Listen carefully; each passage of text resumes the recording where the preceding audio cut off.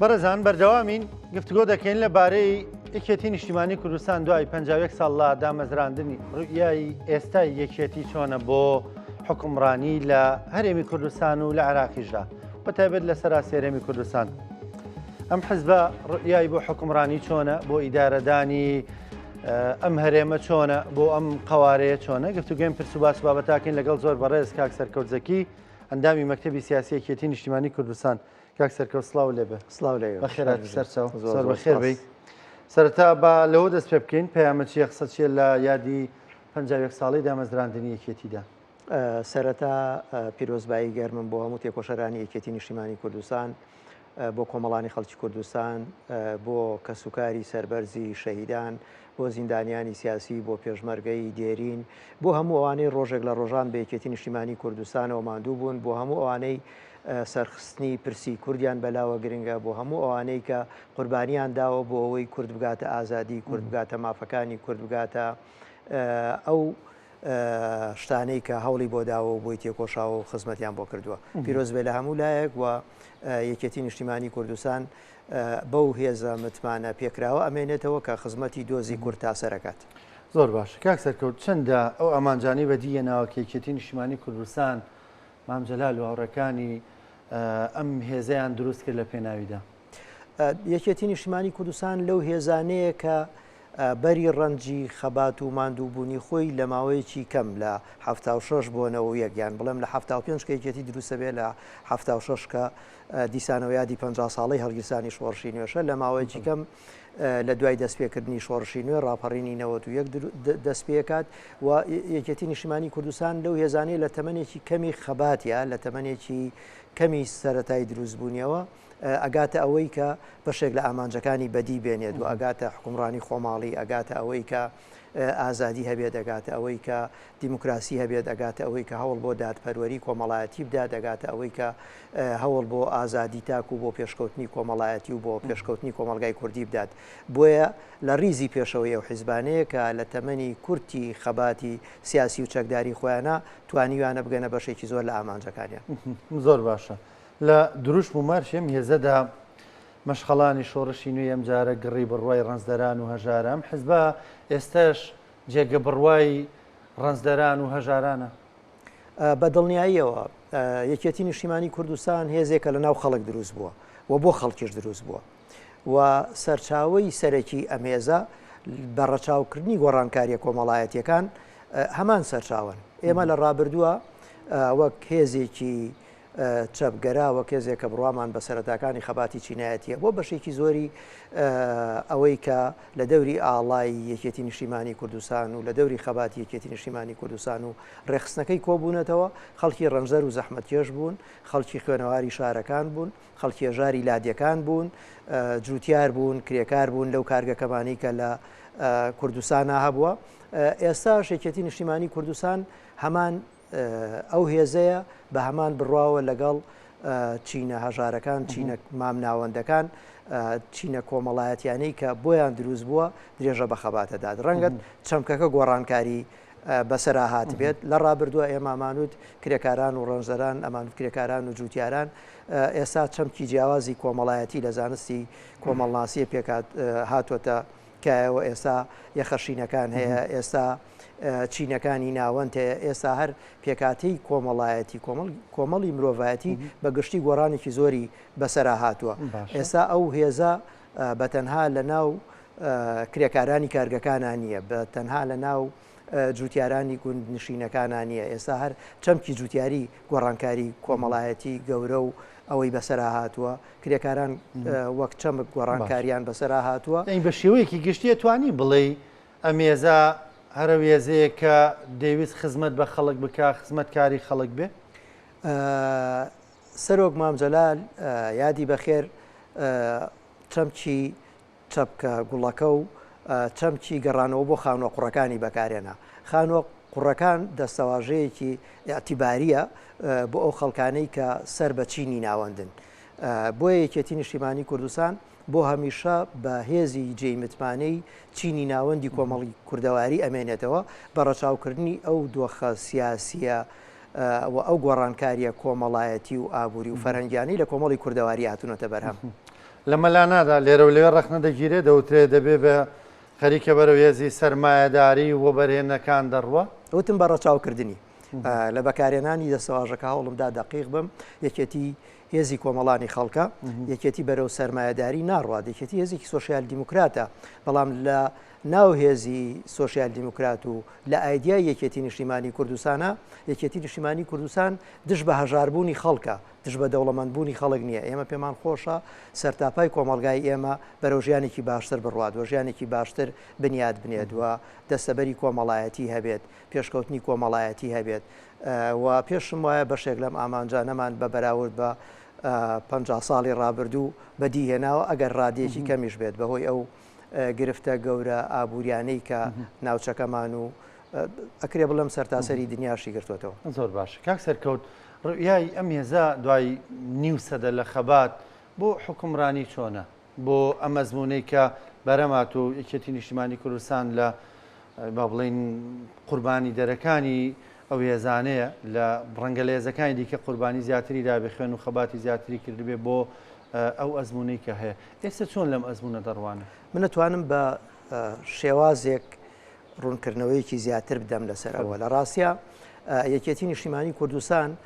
لە ڕووی سیاسی لە ڕووی ڕێکخراوەیی لە ڕووی فکر لە ڕووی بەدیێنانی ئامانجەکانیەوە لەو هێزانەیە کامیشە بڕوای بە خۆنیۆکردنەوە هەیە بڕوای بە ڕیفۆرم لە سیاسەتی خۆی هەیە لە هەر شوێنێک لە ڕیفۆرم دواکەوت بێتین لە خۆنیۆکردنەوە دواکەوت بێتین کاریگەری سلبی لەسەر حیزبەکەمانە بووە بۆیە خۆشببختانە چەند ساڵێک یەکێتی نیشتیمانی کوردستان لە هەوڵی ئەوەیە کە ریفۆرمی خۆی بکات لە هەوڵی ئەوەیە کە ریفۆرم لە سیاسەتەکانی بکات ریفۆرم لە ئامانجەکانی بکات بۆ ئەوەی بتوانێت ئەوەی کە ئەمانەوێت ئەوەی کە کۆمەڵانی خەڵکی کوردستان ئایانەوێت ئەوەی کە ئامانجی سەرەتای دروستبوونی یەکێتی نیشتیمانی کوردستانە کە خزمەتکردنی کۆمەڵانی خەڵکی کوردستانە ئەوە بەدیبێنێت بۆیە ئێمە لەگەڵ ئەم ڕۆحەتی نوێبوونەوە و نوێگەرایی و ریفۆرم خوازیە ڕاهاتوین یەکێتی نیشتیمانی هێزێکە گۆڕانکاری زۆری لە سرەکچەری خۆیان کردووە گۆڕانکاری لە ئامانجەکانی خۆی کردووە بەو پێی کە بتوانێت ڕنگدانەوەی واقعی پێشکەوتنی کۆمەڵایەتی کۆمەلگاکەی خۆی بێت بۆیە بۆ ئێستاش ئەو نوێگەرایەتی و نوێبوونەوە و خۆگونجاندنە لەگەڵ هەلومەرجی کوردستان دەرفەتی بۆ ئەوە ڕەخسانووە کە ئێمە واقعیانە بیر لە کۆمەلگای کوردستان بکەینەوە واقعیانە بیر لە سیاستکردن لە کۆمەلگای کوردستان بکەینەوە و واقعیانە بمانەوێت خزمەتی بکەین ڕوئای ئێمە ڕوئای خزمەتکردنە ڕوئای ئەوەی کە پێشتر وتم دەستەواژەکەی سەرۆک مامجلال گەڕانەوەی بۆ خانوە قوڕەکان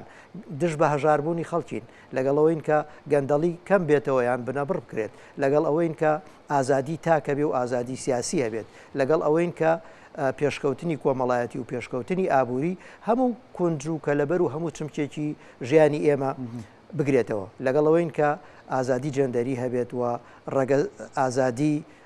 یەکسانی جێندەری هەبێت لەگەڵ ئەوەین کە دادپەروەری هەبێت لەگەڵ ئەوەین کە جیاوازیەکانی نێوان شار و لادێکم بێتەوە ئەمانە خەباتێکی درێژخایەن و قوڵ و بڕایەکی بەهێزیان ئەوێت بەو سەرەتایانەی کە یەکێتی نیشتیمانی کوردستان بڕوای پێێتی بۆیە ڕوئای ئێمە بۆ داهاتووی حکومەت یاریێمی کوردستان و کارکردن لە حکوومەتی عێراقا هەمانەوە ڕوئیانەیە کەمانەوێ جیاوازیەکان تا ئاسی سفرکەم بکەینەوە و پێشکەوتن دەسەبەر بکەین زۆر باش کاک سەرکەوت ئێمە چەند بەرنامەیەکمان کردووە لە ماوەی ساڵ و نیوی پێشوودا ئەو کات هەم بەر لە هەڵبژارنەکانم دوای هەڵبژارنەکانی دەدوێت یەکێتی دەیەوێت گۆڕانکاری لەم حکومڕانیە بکە نەعەدالەتی هەیە لە ئاسی خزمەت گوزاریەکان لە سەراستی هەرێمی کوردستان لەم حکومەتەدا کە حکومەت پێک نەهاتووە ئێستا ئایا ئەمە عینادی سیاسیە یانەوەی کە یەکێتی دەیەوێت و بەڵێنانی کە بە خەڵکی داوە ئەم حکومڕانی کە جۆرێک لە نەعەدالەتی کردووە هەمان حکومڕانی نەبێتەوە لە کابینەی دێمە ئەگەر عینادی سیاسی مەبەستەوەی ئێمە یەکێتی نیشتیمانی کوردستان عینادی بکەین لە ڕاستیە هیچ پەیوەندی بە عینادی سیاسی ئێمەوە نییە پەیوەندی بەوە هەیە کە ئێمە ئەمانەوێت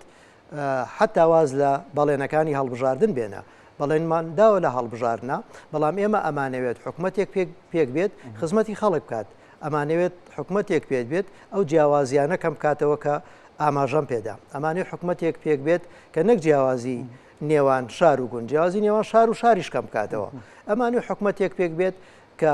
چاوی لەوە بێت تاکی ئەم کۆمەلگایە چۆن بە ئاسوودەی چۆن ژیانی دەسەبەرە بێت چۆن بە ئاسوودەی ئەژی چۆن ئەتوانێت پێویستیەکانی ژیانی جێبەجێ بکات. ئێمە لە قۆناغێکی جیاوازە ئەژین، لە سەردەمێکی جیاوازە ئەژین. مناڵی ئێستا پێویستی بە ئایپاد و پێویستی بە مۆبایلی زیرەکە. ئێمە لە سەردەمێکە ئەژین، ناکرێت لە ماڵێکا بژیت و ئینتەرنێتت نەبێ، ئەگەر موچەت نەبێ، ئەگەر دەستەبەری ژیانت نەبێ، ئەگەر گوزەرانی بە باشی نەڕات، چۆن نتوانانی ئەمانە دەستەبەر بکەیت؟ ئێمە لە قۆناغێکا ناژین لە دەگوند لە سنوورێکی جوگرافی دیاریکراوە یەک سیارەیان هەبێت. ئێمە لە قۆناغێکا ناژین لە گەڕێکێکی گەورەی شارێکە دوو خەتی تەلەفۆن هەبێت. ئێمە لە قۆناغێکا ناژین لە 100 ماڵی گەڕێکێکە یەک سیارە هەبێت و دیار بێت. ئێمە لە قۆناغێکی تەواو جیاواز ئاژین. بەقەدەر ژمارە ئەندامانی خێزانەکە پێویستت بە ئۆتۆمبیلە، کەواتە پێویستت بە سوتەمەنیە، کەواتە پێویستت بە وزەیە. لە قۆناغێکە ئاژین لە هەموو ماڵێکە پێویستت بە مۆبایلە، پێویستت بە خەتی ئینتەرنێتە. لە قۆناغێکە ئاژین کە فەرمانبەرێک ئەڕوات بۆ فەرمانگەکە خۆی پێویستی بە خۆگۆڕینە، پێویستی بەوەیە بتوانێت بە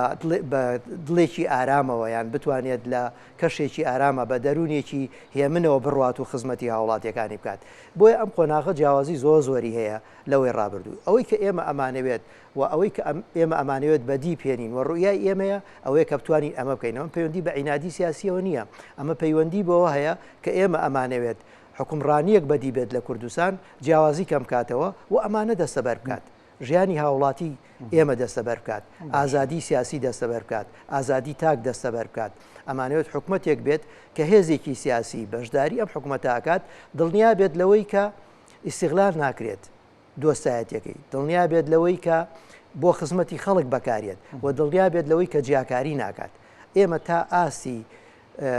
بردنە سەر سفری جیاکاری و جیاوازیەکان لەگەڵەوەی کە حکوومەتێک پێک بێت کە خزمەتی هەموو خەڵکی کوردستان بکات، جیاوازی شار و شارێکی تر نەکات. کاک سەرکەوتەوە لەگەڵ ئەم حکوومەتەدان کە سەرتاپاگیر بێ لێرە لێ لە هەندێک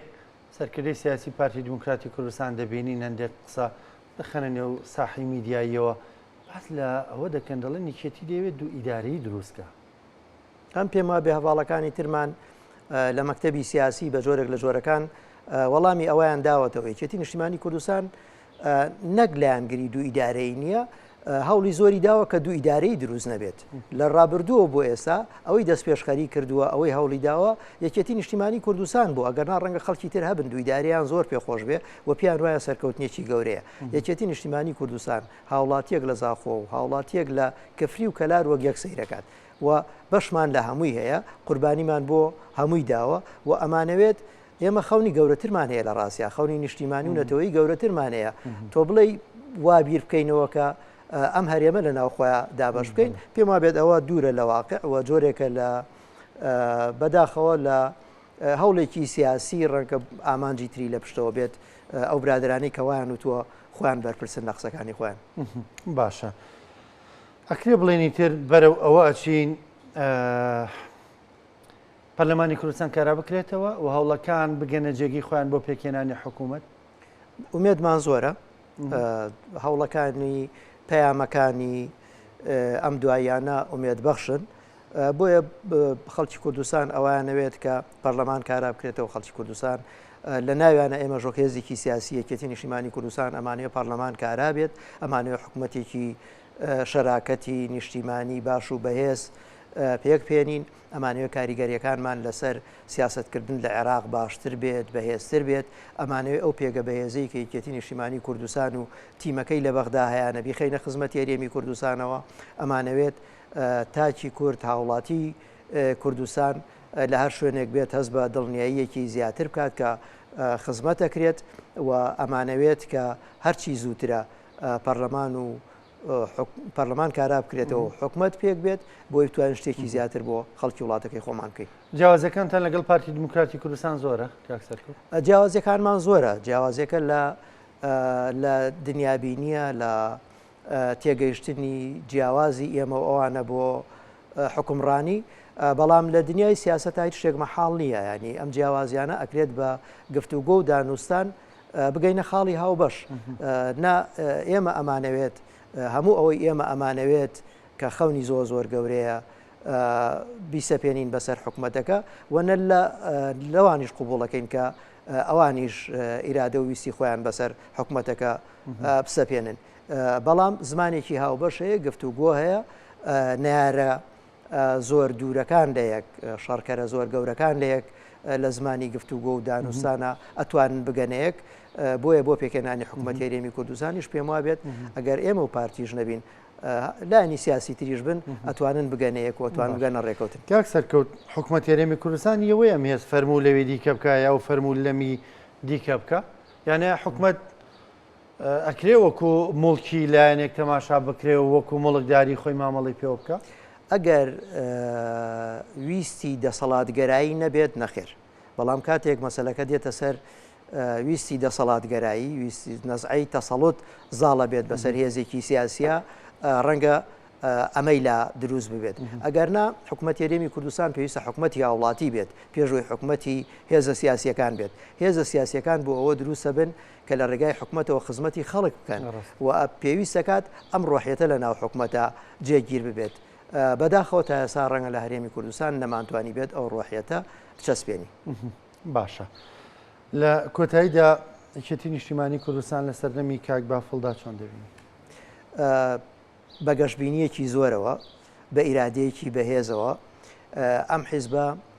لە قۆناغی شۆڕش و سەرخستنی ئیرادەی ڕاپەڕینەوە ئیتر بەرەو بنیادنان ئەڕوات بەوەی ببێت بەهێزێکی بنیادگەر لە داهاتووی هەرێمی کوردستان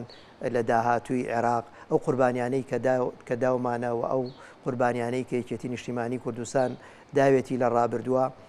بە ئیرادەی کاک بافۆڵ و سەرکردایەتی ئێستا یەکێتی نیشتیمانی کوردستان و قوربانی و ماندووبوونی تێکۆشەرەکانی بنەماڵی شەهیدەکانی زیندانیانی سیاسی کەمەندامانی سەنگەر دەیان و سەدان هەزار ئەندام و دەنگدەری یەکێتی نیشتیمانی کوردستان بەرەو ئایندەیەکی گەشەڕۆین بەرەو ئایندەیەک کە ویستی خەڵک لە سیاستکردنی یەکێتی نیشتیمانی کوردستانە بە عملی ڕنگ بداتەوە. سپاس دەکەم بەڕێزی سەرکەوت زەکیەنداوی مەکتەبی سیاسی یەکێتی نیشتیمانی کوردستان سپاس بۆ بەشداریکردن زۆر سپاس بە خێراتی سەرچاو